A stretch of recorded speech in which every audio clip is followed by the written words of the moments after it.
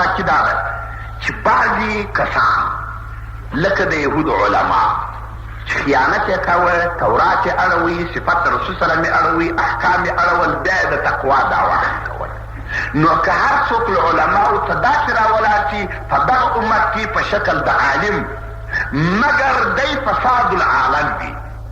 په شکل د عالم مګر دی فساد العالم وي، خپل په علمیت یې عمل نه وي کړي، احکامو ته د خدای تغییر ورکوي، د ځانه ترجمه د قرآن کوي، د ځانه ترجمه د حدیث کوي، د ځانه په فقې په احکامو کې د ځانه احکام راباسي، د ځانه د خلقو افکارو ته تغییر ورکوي، د ځانه په شریعت غرای محمدي کې لارې راباسي، بیا په مقابل کې صفت د ځان د تقوا هم کوي یا د ځان د علمیت صفت هم کوي. نو مړي کسان به ټول تر دغه آیات لاندې وي. دا پاکېدای نشي، دا متقي کېدای نشي. دا به هغه علما وي چې لکه چې رسول علیه السلام مبارک وفرمیل ول داسې یو عصر به زما پر امت باندې راشي چې مسجدونه بې خراب کړي د نامته د خدای، قرآن به په شکل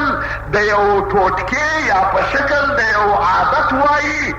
دین به ودرې ته نه ورپاته، دین و ایمان به په شکل د رسم و رواج ورپاته وي. په زمانه کې به علما راوځي، علماو ته به فتنې راوځي، شر د زمانې د دغه خلقو به دغه علما وي، فتنې به بیرته د دغه علماو پر سر تمامیږي. نعوذ بالله من ذلک.